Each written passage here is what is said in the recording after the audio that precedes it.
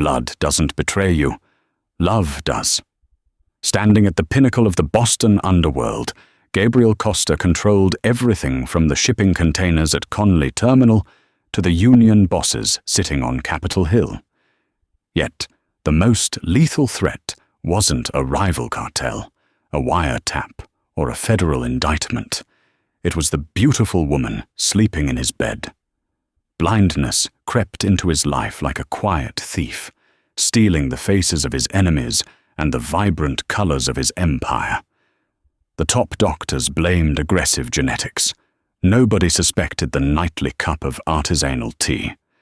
Not until a 9-year-old girl pulled on his tailored sleeve and whispered the terrifying truth. Gabriel Costa was not a man who believed in bad luck. He believed in leverage, in the absolute power of fear, and in the cold, hard reality of a loaded Glock 19 tucked into the waistband of a bespoke Tom Ford suit.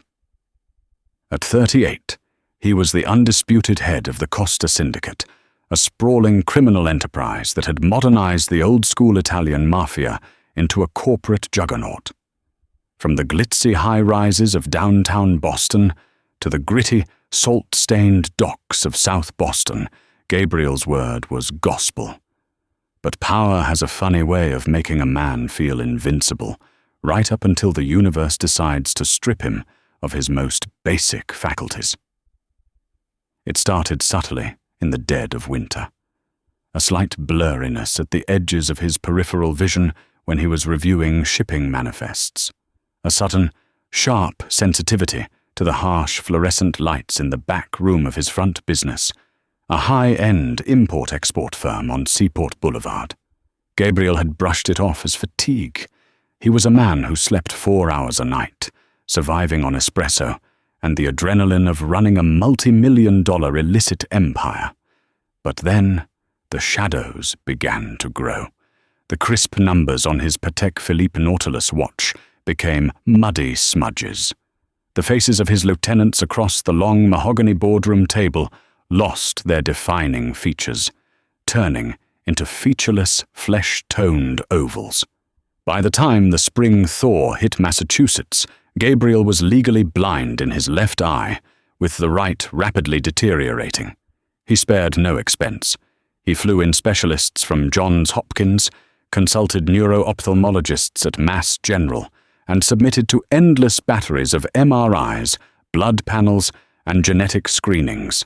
The consensus was a devastating blow, a rare, highly aggressive, atypical form of macular degeneration coupled with severe optic neuritis. There was no cure, there was only management. For a man whose entire survival depended on looking a liar in the eye and seeing the micro-expressions of betrayal, blindness was a death sentence. The shark was bleeding in the water, and the ocean was full of predators. Yet, amidst the crushing darkness, Gabriel had one unwavering source of light: his wife, Victoria. Victoria was the elegant, razor-sharp daughter of the Moretti family, a rival syndicate out of Providence. Their marriage, 5 years prior, had been orchestrated as a strategic alliance, a bloodless treaty to merge their territories and prevent a turf war. But against all odds, the arranged marriage had ignited into a consuming, passionate romance. Victoria was his equal in every way. She was fluent in 3 languages, possessed a mind for financial laundering that rivaled Wall Street bankers, and loved Gabriel with a ferocity that grounded him. As his vision faded, Victoria became his eyes. She stepped away from her socialite charities and gallery boards to become his full-time caretaker. She was a saint in designer heels. Every morning, she guided him through their sprawling, 30-room historic estate in Brookline. She read his encrypted emails to him, filtering the business so the syndicate wouldn't know the true extent of his vulnerability. "You're working too hard, Gabriel," Victoria would murmur, her hands softly massaging his temples as he sat by the roaring fireplace in his study. The scent of her expensive perfume, Maison Francis Courtian's Baccarat Rouge 540, was a comforting anchor in his newly dark world. "The business doesn't sleep, Tory," he'd reply, his voice a low, gravelly rumble. He reached out, his calloused hands finding her silk-clad waist. "If the capos realize I can't even read a ledger, they'll carve up the territory before the summer is over." "They wouldn't dare," she soothed, kissing his forehead. "You are a lion, Gabriel, blind or not. Besides, I have your medicine. Dr. Aris recommended this holistic blend from a clinic in Geneva. It's supposed to drastically reduce the inflammation in your optic nerve." Every evening at exactly 9 o'clock, Victoria would bring him a steaming cup of Earl Grey tea, mixed with this specialized Swiss remedy, followed by his prescribed eye drops. The tea was bitter, leaving a metallic tang on the back of his tongue, but Gabriel drank every drop. He trusted Victoria implicitly. She was the one person in his violent, treacherous world who had nothing to gain from his demise. If he died, the Costa loyalists would never accept a Moretti woman as their boss.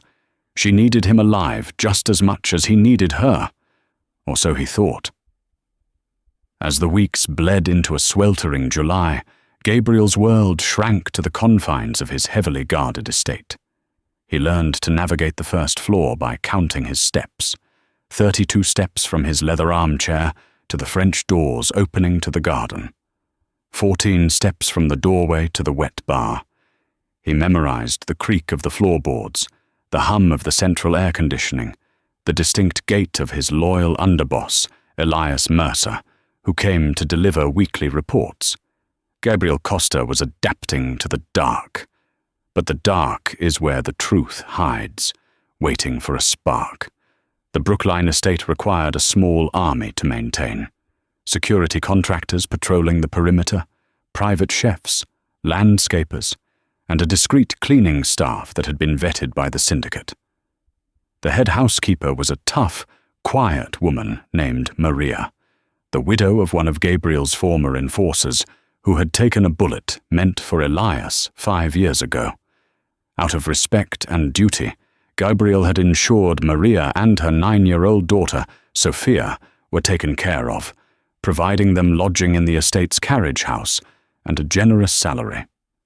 Sophia was a ghost of a child, small for her age, with unkempt brown hair and large, hyper-observant hazel eyes. Growing up in the shadow of the Mafia had taught her the golden rule of survival: be invisible. She spent most of her time hiding in the alcoves of the massive house, reading thick encyclopedia volumes she pilfered from Gabriel's extensive library, while her mother polished the silver. It was a rainy Tuesday afternoon. The sky over Boston was bruised and grey, the heavy downpour drumming relentlessly against the reinforced glass windows of Gabriel's study. He sat in his usual armchair, an unlit cigar rolling thoughtfully between his fingers. His vision was almost completely gone now. If he looked toward the windows, he could make out a vague, milky rectangle of greyish light, but nothing more. The heavy oak door creaked open. The sharp, rhythmic clicking of Victoria's Christian Louboutin heels echoed against the Persian rug. "Gabriel, my love." Victoria's voice drifted over to him, smooth as aged bourbon. "I brought your afternoon tea. You skipped your dose this morning." Gabriel offered a tired, sightless smile, turning his head toward the sound of her voice. "I had back-to-back calls with the Teamsters in Southie. Slipped my mind." "You need to be diligent," she chided gently. He felt the warmth of the porcelain teacup being pressed into his hands. "Drink it while it's hot. I need to take a quick call with the decorators for the autumn gala, but I'll be right back to give you your drops." "Thank you, Tori. I appreciate it." He felt the shift in the air as she turned, the clicking of her heels retreating. The heavy door clicked shut. Gabriel brought the cup to his lips, blowing softly on the surface. The familiar, bitter scent wafted up to his nose. Suddenly, A small, distinct sound broke the silence of the room. It was the rustle of paper, coming from the far corner near the floor-to-ceiling bookshelves. Gabriel's hand froze mid-air. His remaining senses had become razor-sharp to compensate for his lost sight. He knew immediately it wasn't a guard. Their boots sounded entirely different. "Who's there?" Gabriel demanded, his voice low and dangerous. His free hand instinctively dropped to the holster beneath his suit jacket. Silence. Then a tiny voice piped up. "It's just me, Mr. Costa. Sophia." Gabriel relaxed slightly, his hand moving away from his weapon. He remembered the kid, Maria's daughter. "Sophia, what are you doing in my study? Does your mother know you're in here?" "I was reading," the girl replied, her footsteps padding softly across the carpet until he felt she was standing just a few feet away from his chair. "I like your books about the Roman Empire." Gabriel allowed a genuine, albeit weary, smile to cross his face. "Is that so? Well, read all you want. Just don't let Elias catch you sneaking around. He's jumpy. Run along now. I need to take my medicine." He lifted the teacup again. "I wouldn't drink that if I were you." Gabriel paused, the rim of the cup hovering an inch from his mouth.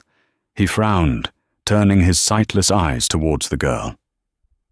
"Excuse me," I said. "I wouldn't drink that," Sophia repeated, her voice remarkably steady, devoid of the usual reverence or fear people showed him.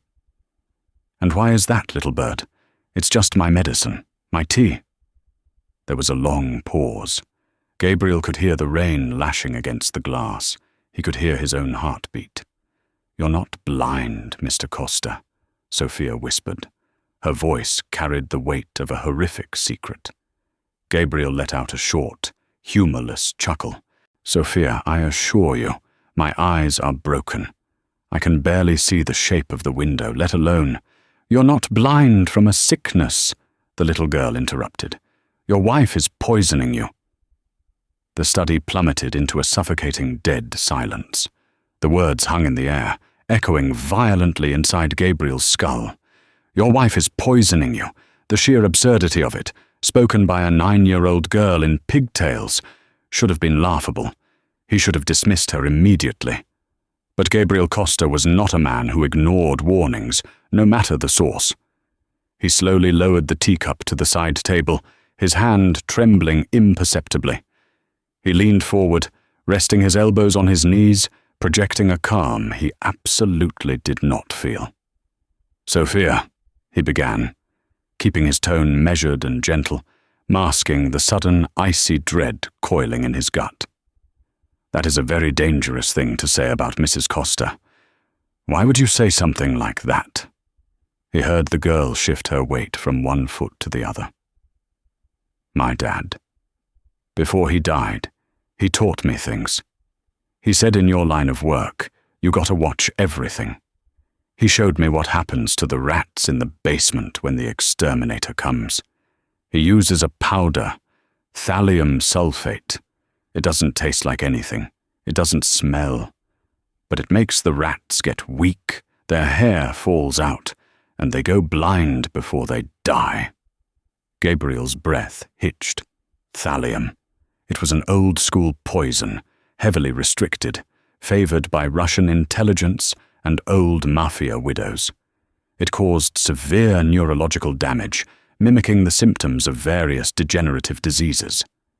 And he had been losing hair recently, shedding more than usual on his pillows, something he had attributed to the immense stress. "What did you see, Sophia?" Gabriel asked, his voice dropping an octave, slipping effortlessly into the tone of the Don interrogating a witness. "I saw her yesterday," Sophia whispered, "and the day before. I was hiding under the grand staircase. Mrs. Costa was in the kitchen. She took a little glass vial from her designer purse. The label had a skull on it, peeling off. She used a tiny dropper to put it into your tea.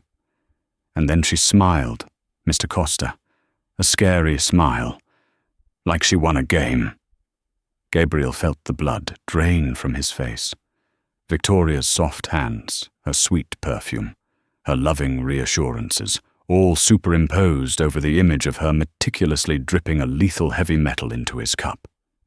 "Sophia, if you are lying to me," Gabriel started, the threat implicit. "I don't lie. My dad said liars get buried in the marsh," the child replied matter-of-factly. "She's trying to kill you slowly, Mr. Costa, so everyone thinks you just got sick." Footsteps echoed in the hallway outside, the sharp click of Louboutins. "Go!" Gabriel hissed urgently. "Hide!" He heard Sophia scurry away, just as the heavy study door swung open again. "I'm back, darling," Victoria chimed, her voice bright and sickeningly sweet. "Did you finish your tea?" Gabriel forced his facial muscles to relax. He reached out with a blind hand, clumsily knocking the full teacup off the side table. It shattered against the hardwood floor, spilling the dark liquid everywhere. "Damn it!" Gabriel cursed, putting on a show of frustration. "I'm sorry, Tori. I reached for it and misjudged the distance. I'm so clumsy." "Oh, Gabriel, it's fine. Don't worry." Victoria rushed over, her hands brushing his shoulders. "I'll have Maria clean it up right away. And I'll make you a fresh cup." "No," Gabriel said quickly, perhaps too quickly. He forced a sheepish smile. "No, my stomach is feeling a bit unsettled anyway. Just give me the eye drops and I'll rest for a bit." "Are you sure?" she asked, her tone laced with what he used to think was concern. "I'm sure," he replied. As Victoria leaned in to administer his eye drops, the intoxicating scent of Baccarat Rouge 540 filled his lungs. For the first time in 5 years, it didn't smell like love. It smelled like a funeral. Paranoia is a mobster's best friend and his worst enemy. It keeps him alive, but it isolates him, locking him in a mental prison where every shadow holds a knife. Gabriel Costa spent the next 48 hours trapped in the darkest cell of his own mind. He desperately wanted the little girl to be wrong. He wanted to believe Sophia was just a child with an overactive imagination, projecting the trauma of her father's violent death onto the people around her. But a seed of doubt had been planted, and in the fertile soil of the underworld, such seeds grow rapidly. Gabriel initiated a dangerous game of deception. He had built his empire on outsmarting seasoned killers and federal prosecutors. Playing the blind, helpless invalid in his own home was just another role. The next evening, when Victoria brought him his tea, he waited until she turned her back to draw the heavy velvet curtains. In a swift, practiced motion, he dumped the contents of the cup into the large potted ficus tree sitting adjacent to his chair. When she turned back, he was holding the empty cup, dabbing his mouth with a napkin. "Finished," he smiled blindly. "Good boy," she cooed, taking the cup from him. "Your color looks a bit pale today, Gabriel. Are you feeling all right?" "Just tired, Tori. Just tired." He repeated the trick with his specialized eye drops. He would complain about the stinging, demanding to apply them himself. With his limited peripheral vision and spatial memory, he would aim the dropper at the bridge of his nose, letting the liquid run down the side of his cheek instead of into his eye, quickly wiping it away with a tissue before she could inspect him. For a week, Gabriel starved his body of the medicine. The withdrawal was horrific. His body, having grown accustomed to the gradual introduction of whatever toxin was in his system, rebelled.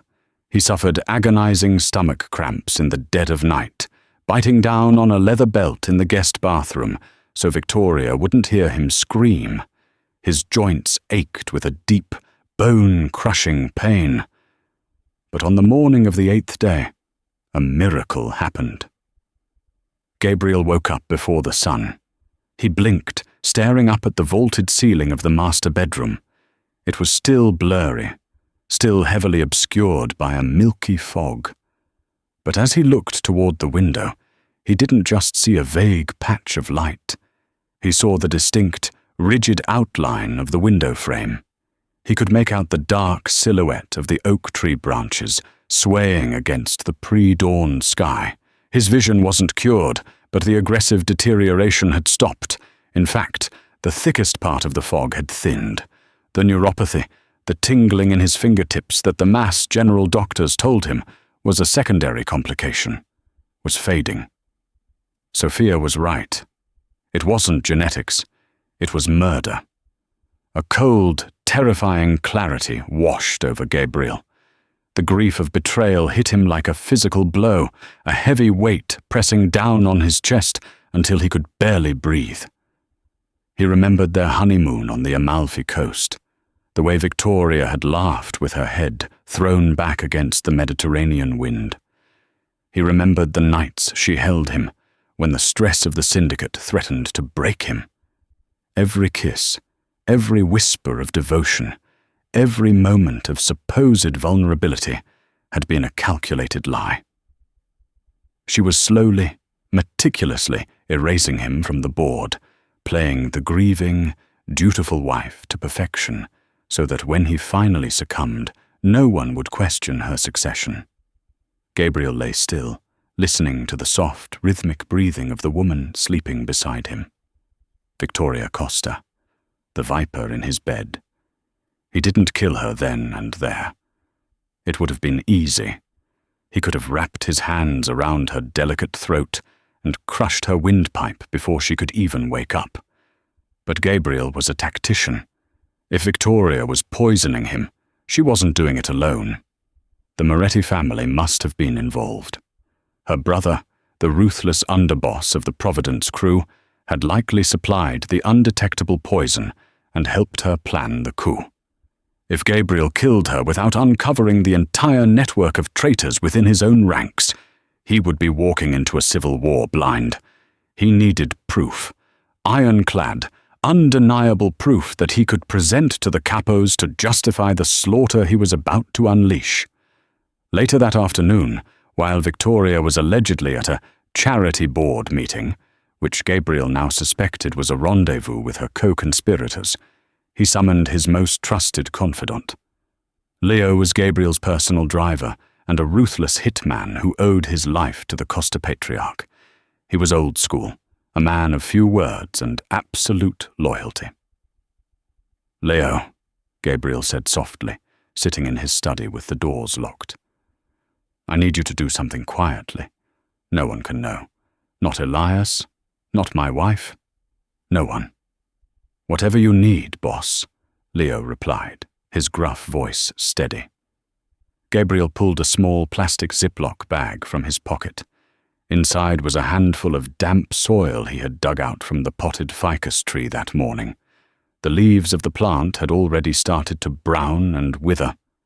Beside the bag was the tissue he had used to wipe away the eye drops. "Take this to Dr. Harrison Reed in the South End. He's off the grid, lost his medical license a decade ago, but he's a genius with toxicology.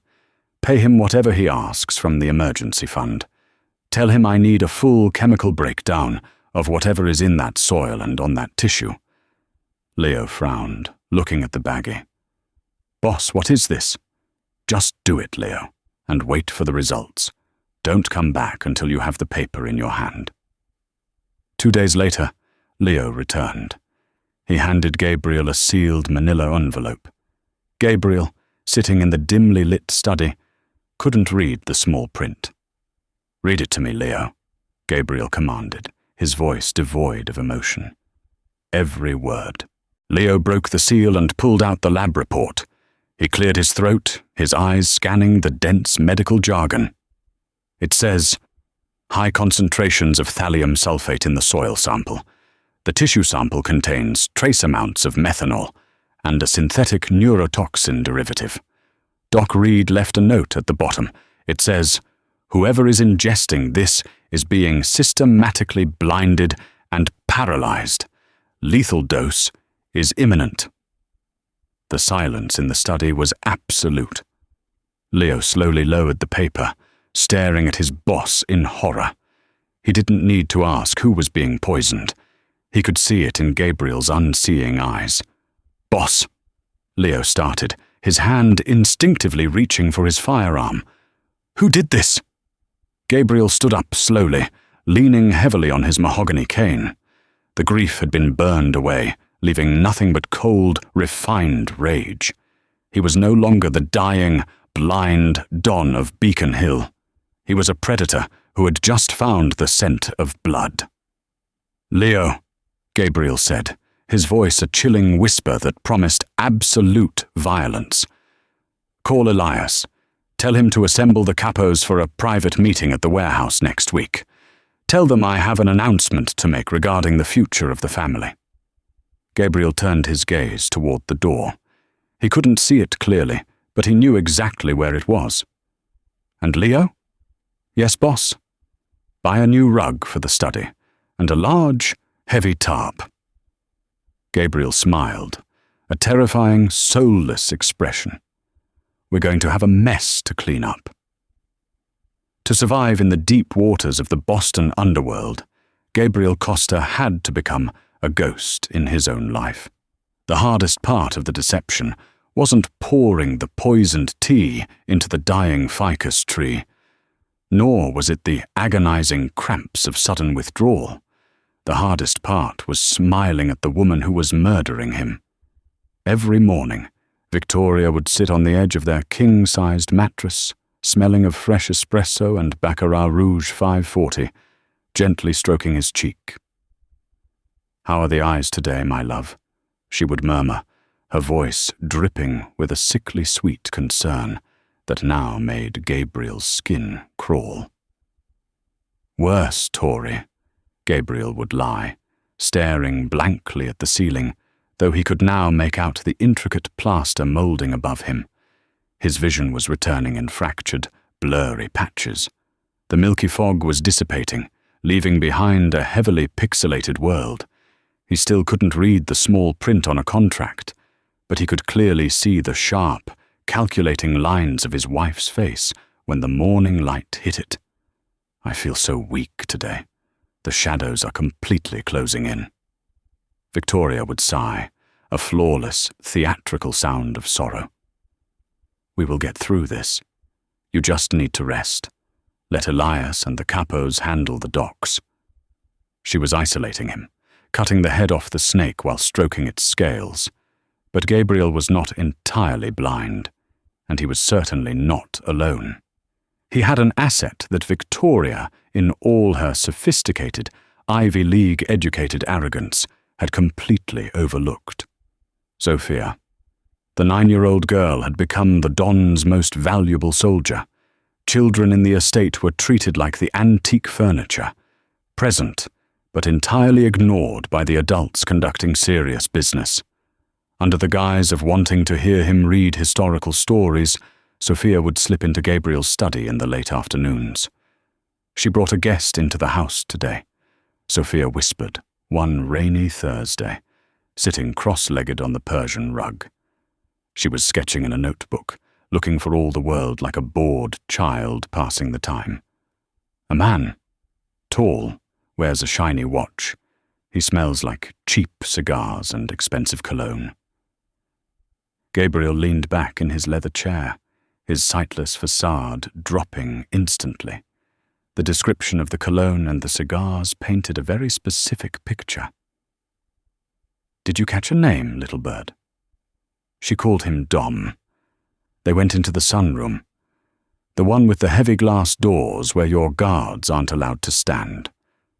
Dominic Moretti, Victoria's older brother, the heavy-handed enforcer for the Providence Syndicate. If Dominic was in Gabriel's house, stepping onto Costa territory without formal permission, the treason was deeper than Gabriel had anticipated. It wasn't just a greedy wife, it was a hostile takeover orchestrated by the entire Moretti family. "What did they say?" Gabriel asked, his voice low, a razor blade wrapped in velvet. Sophia didn't look up from her drawing. "I crawled through the air vent in the hallway. The grating in the sunroom was open just a crack. The man, Dom, he was angry. He said you were taking too long to die. He said the poison should have stopped your heart by now, not just your eyes. Gabriel felt a muscle feather in his jaw. Taking too long to die. Mrs. Costa told him to be patient. Sophia continued smoothly, flipping a page in her notebook. She said you are totally blind now and getting weaker. She told him about the warehouse meeting you called for next week. She said it was the perfect time. When you step up to the podium to name your successor, Dom's guys are going to cut the lights. When they come back on, you'll be dead, and they're going to put the gun in Dante's hand. Gabriel's breath hitched. Dante was one of his highest-earning capos, a hot-headed but fiercely effective earner who controlled the illicit gambling rings out of the Omni Parker House Hotel. By framing Dante, the Morettis would not only assassinate Gabriel, but also spark a blood feud within the Costa ranks, dividing his loyalists. In the chaos, Victoria, the grieving widow, would step in to, temporarily, manage the syndicate's assets with her brother's muscle to back her up. It was a brilliant, ruthless checkmate. "They drank your good whiskey, Mr. Costa," Sophia added casually. "The one in the crystal bottle, the Macallan 25. Gabriel let out a dark, hollow chuckle. They were toasting his death with his own $3,000 scotch. "You've done exceptionally well, Sophia," Gabriel said, reaching into the inner pocket of his customized Brioni suit. He pulled out a thick stack of $100 bills, tossing it onto the table near her. "Give this to your mother. Tell her it's a bonus for her excellent housekeeping. And I need you to do one more thing for me." Sophia looked at the money, then up at Gabriel, her hazel eyes serious. "Anything. I need you to forget everything you heard today. And starting tomorrow, you and your mother are going to take a sudden vacation to a cabin I own in the Berkshires. Leo will drive you. You don't come back until I send for you. Do you understand?" He wasn't going to let the only pure thing in his life get caught in the crossfire of the massacre he was about to orchestrate. "I understand," Sophia said softly. She stood up, brushed off her dress, and walked toward the door. Just before she turned the brass handle, she looked back. "Mr. Costa." "Yes, Sophia. Make them pay for the tea." The following days were a masterclass in psychological warfare. To execute his counterstrike, Gabriel needed his body functioning at a level that wouldn't betray his charade until the exact right moment. Under the cover of darkness, while Victoria slept soundly beside him, Gabriel slipped out of the master suite. Leo was waiting in the subterranean garage, idling in the bulletproof Cadillac Escalade. They drove in absolute silence through the deserted streets of Boston to a rundown brick building in the South End. Dr. Harrison Reed's underground clinic smelled of bleach, stale coffee, and desperation. The disgraced physician, whose hands trembled slightly until he took his first drink of the morning, hooked Gabriel up to a series of IV bags. "Chelation therapy," Dr. Reed muttered, adjusting the drip of a murky yellowish fluid into Gabriel's vein. "It binds to the heavy metals in your bloodstream, the thallium, and flushes it out through your kidneys. It's going to hurt like hell, Gabriel. You're going to feel like your bones are vibrating." "Just make my eyes work, Doc," Gabriel gritted out, staring at the flickering fluorescent light above him. "The optic nerve damage is severe, but the swelling is going down now that you've stopped ingesting the poison. You won't be reading the stock ticker on Wall Street anytime soon, but within a few days, your depth perception should return enough to hit a moving target at 20 yards, assuming you still know how to shoot." Gabriel offered a chilling, wolfish smile. "Muscle memory, Harrison." For 3 nights, Gabriel endured the agonizing treatments, sweating through his silk sheets back at the Brookline estate, masking his detox symptoms as a worsening of his illness. Victoria played the dutiful nurse, wiping his brow with cold washcloths, secretly thrilled that the end was drawing near. But Gabriel's mind was razor-sharp, calculating the final pieces of the board. He knew Dominic Moretti's plan, but he needed to know how deep the rot went within his own ranks. How was Dominic planning to get his hitmen into a highly secured Costa Syndicate meeting? He needed an inside man. He needed a rat. Gabriel summoned Elias Mercer to the estate.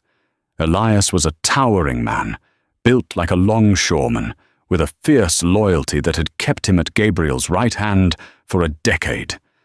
Yet, in the Mafia, trust was a luxury Gabriel could no longer afford.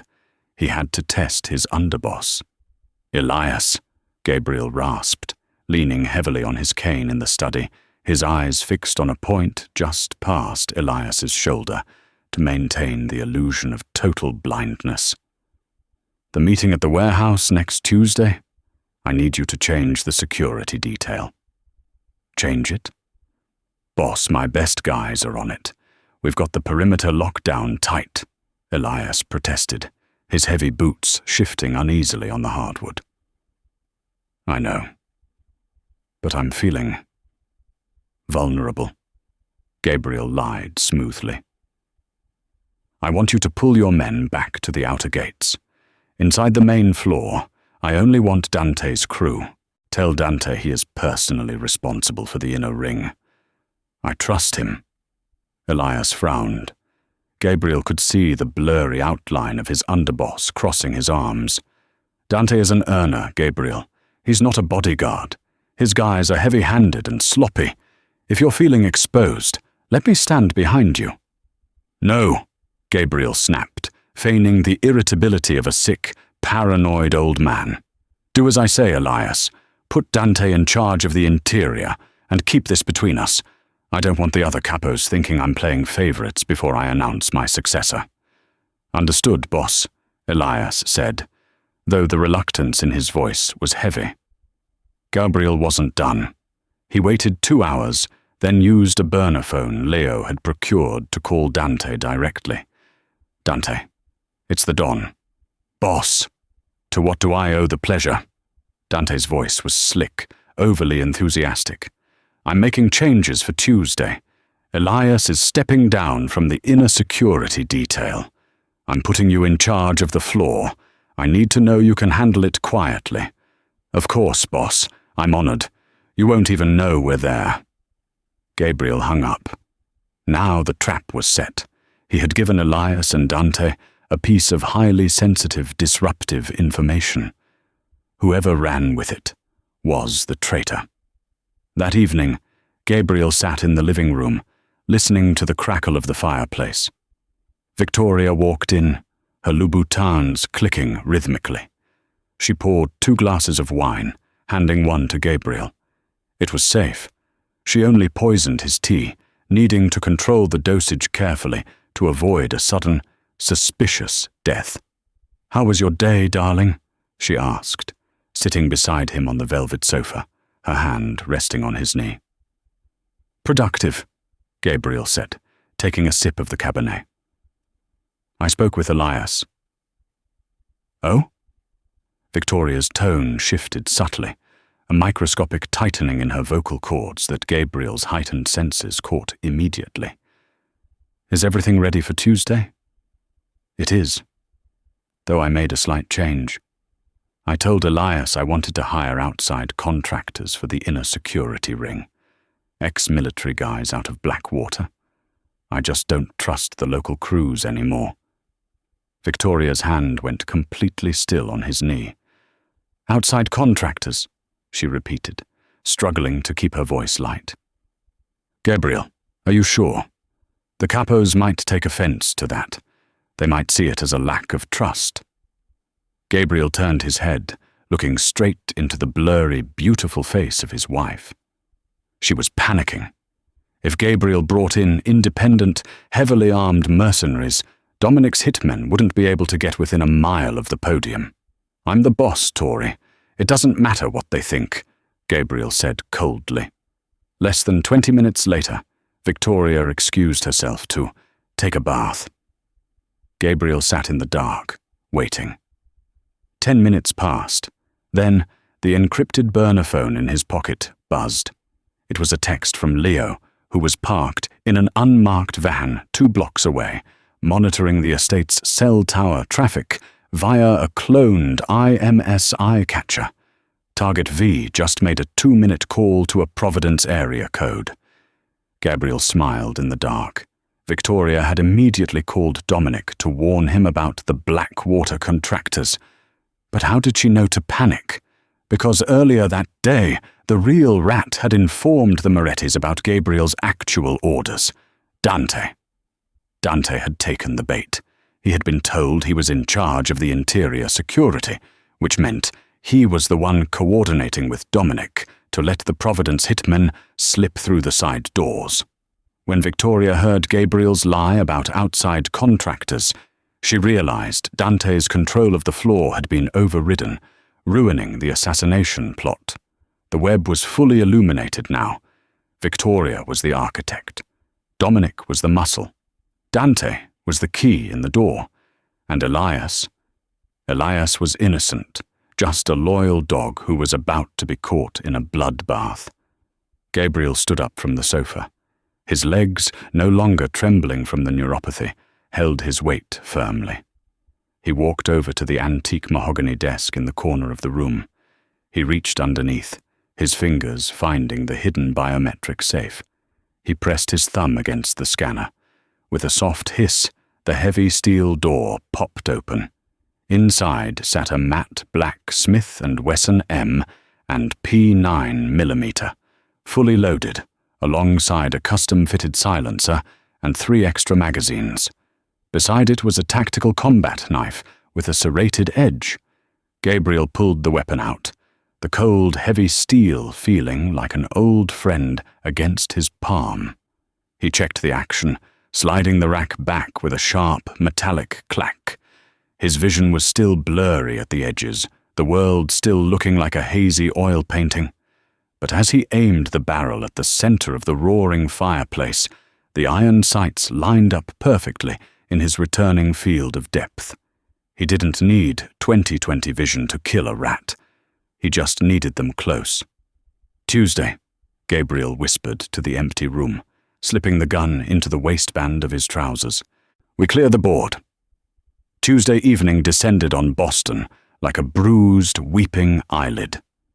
The rain was torrential, washing the grime from the cobblestones of the Seaport district and hammering against the corrugated steel roof of Warehouse 42 at Conley Terminal. This was neutral ground for the Costa Syndicate, a cavernous space usually reserved for storing contraband electronics and untaxed European luxury vehicles. Tonight, it was the stage for a regime change. Gabriel arrived in the back of his armored Escalade. Leo killed the engine, turning around in the driver's seat. "Elias is positioned outside with the main perimeter guys, just like you asked, boss," Leo reported, his hand resting on the customized M4 carbine sitting in the passenger seat. "Dante's crew has the floor.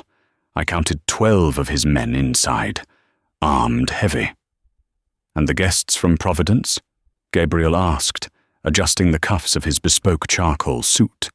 He left the white cane on the leather seat. He wouldn't need it where he was going. A black transport van pulled up to the loading dock 20 minutes ago. 4 guys got out. Professional. They moved right into the blind spots Dante left open on the east wall. Gabriel nodded slowly. His vision was still a watercolor painting of shapes and harsh contrasts, but the chelation therapy had worked miracles on his depth perception. The paralyzing fog was gone. He could see the gleam of the streetlights reflecting off the wet pavement. He could see the crosshairs. "Give Elias the signal," Gabriel ordered. "When the lights go out, nobody but Dante's crew and the Providence boys catch a bullet. We purge the rot tonight." Gabriel stepped out of the SUV, immediately flanked by Leo.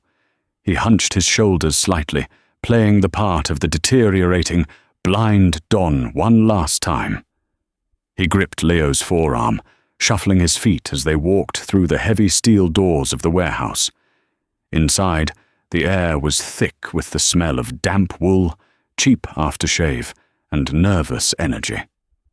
50 of the highest-ranking made men in the Costa family stood in loose clusters around the concrete floor. At the far end, a wooden podium had been set up under a harsh, industrial halogen light.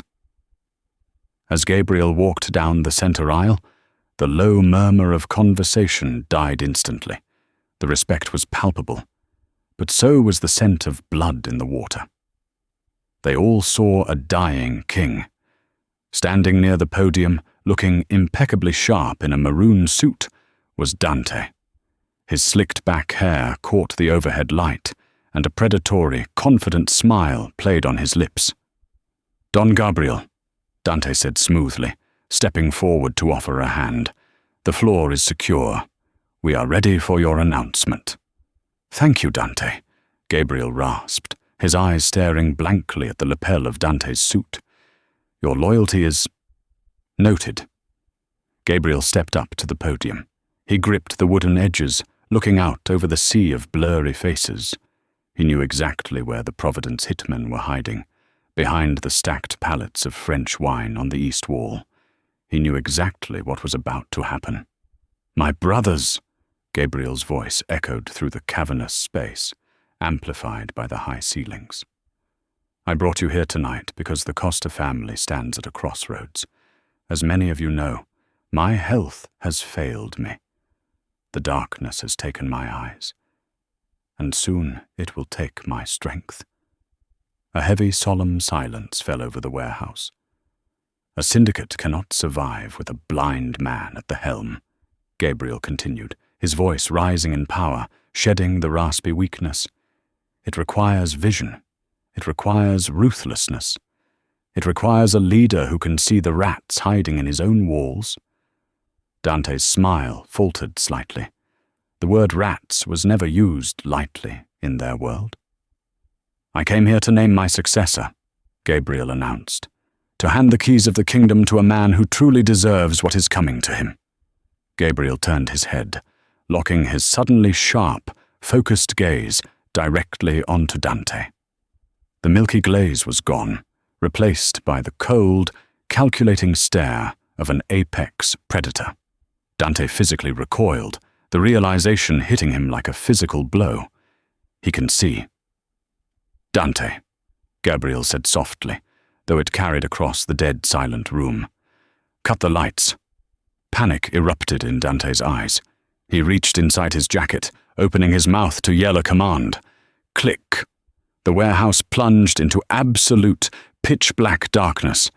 The Providence hitmen had thrown the main breaker, executing the plan exactly on schedule.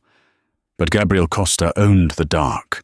Before the echo of the breaker had even faded, the warehouse erupted into chaotic, deafening violence. But it wasn't Dante's men doing the shooting. Thwip, thwip, thwip.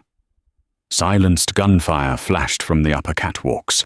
Elias and his most trusted loyalists, equipped with military-grade panoramic night vision goggles, had been waiting in the rafters for 2 hours. They rained precise, lethal fire down onto the floor. Gabriel drew his Smith & Wesson M and P in a blur of motion. In the strobe light flashes of muzzle fire, he saw Dante pulling a weapon. Gabriel didn't hesitate. 2 hollow-point rounds took Dante center mass, throwing the treacherous capo backward against the concrete floor. Screams and the frantic scrambling of boots echoed as the loyal capos hit the deck, realizing the gunfire was highly targeted. Dante's crew, blinded and confused, were systematically dismantled in less than 40 seconds. Gabriel stepped out from behind the podium, moving with lethal grace. He walked toward the east wall, where the 4 Providence hitmen were pinned down behind the wine pallets. Leo was already there, laying down heavy suppressing fire with his M4. "Hold fire!" Gabriel roared, his voice cutting through the ringing in their ears. The shooting stopped. The heavy smell of cordite and copper filled the damp air. "Lights!" Gabriel commanded. The massive halogen bays flickered back on, blindingly bright. The warehouse floor was a slaughterhouse. Dante's men lay motionless in expanding pools of crimson. The loyal capos slowly stood up, brushing glass and dirt from their suits, staring in awe at their don, who stood tall, weapon in hand, looking at the carnage with perfect clarity. Behind the shattered wine crates, 2 of the Providence hitmen were dead.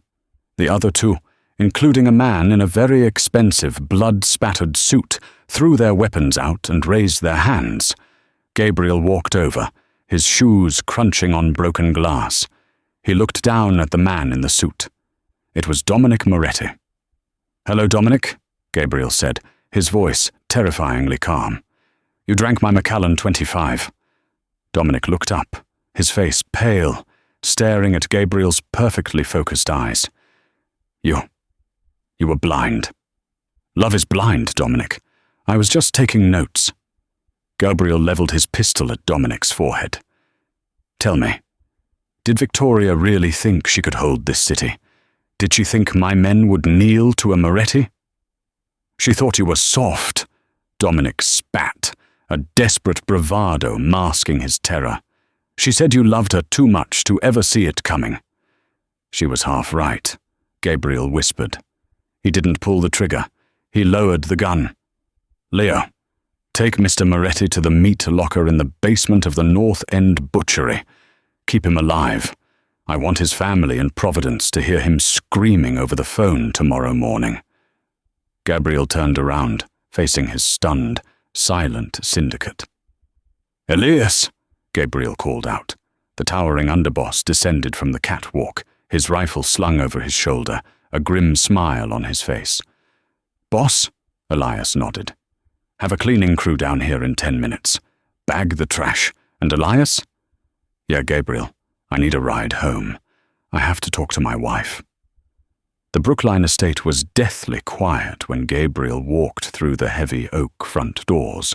The storm raged outside, throwing jagged shadows across the marble foyer. Gabriel was soaked to the bone, his suit ruined, a splash of Dante's blood drying on his crisp white collar. He didn't try to hide his footsteps.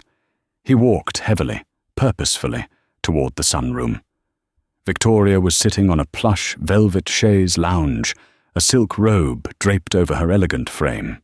The fireplace was roaring, casting a warm, golden glow across her features.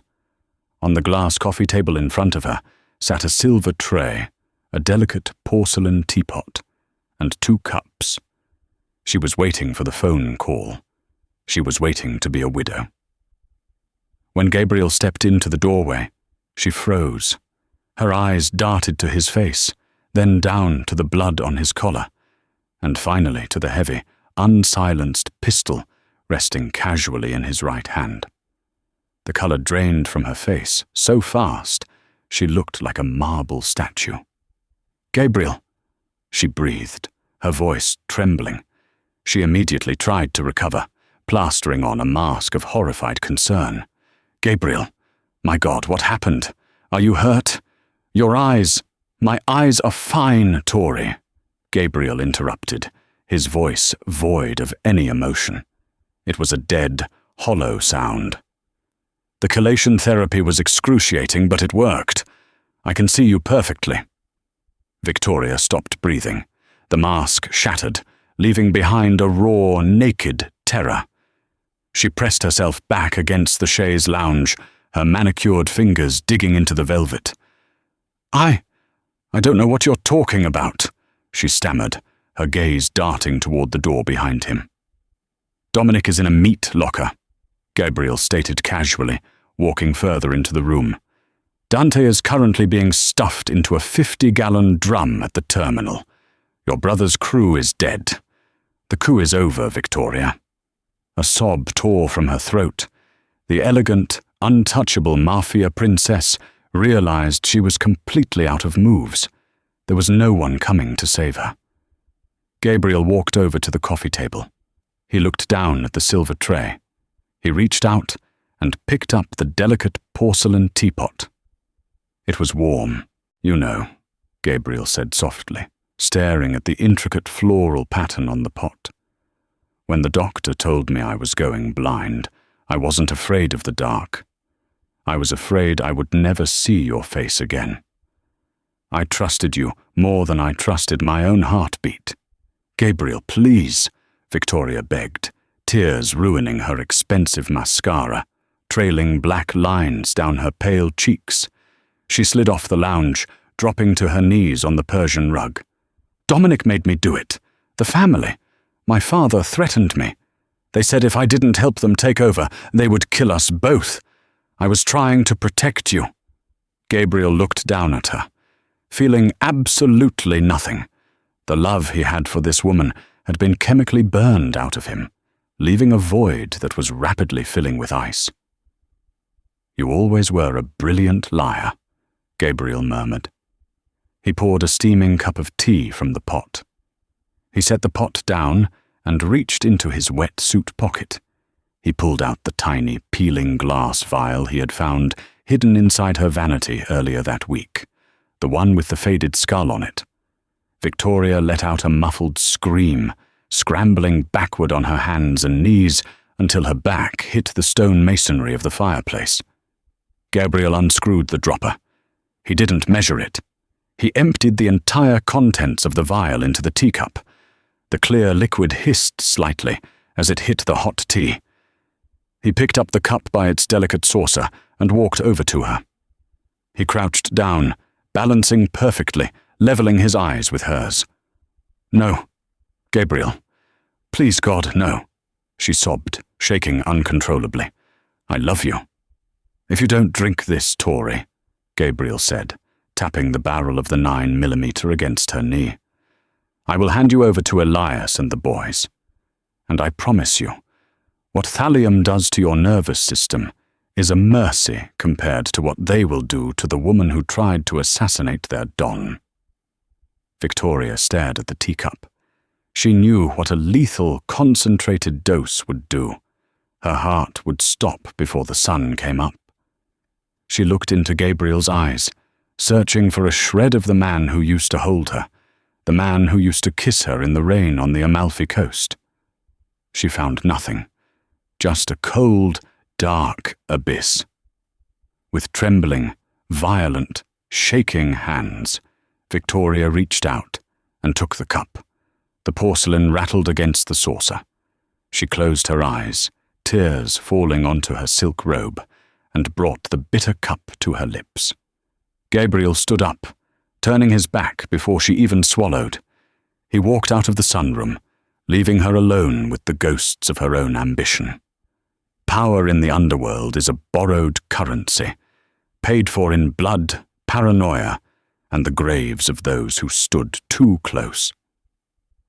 Gabriel Costa retained his throne, his vision clear and his heart permanently hardened. The Costa Syndicate grew stronger, fortified by the ruthless purge of the traitors within. The Moretti family fell to ruins, crushed under the weight of a war they could not win against a man who had seen the darkest corners of betrayal and survived. Gabriel sent for Sophia and her mother, moving them out of the country to a private estate in Switzerland, ensuring the little girl who saved his life would never have to understand the violence she had triggered.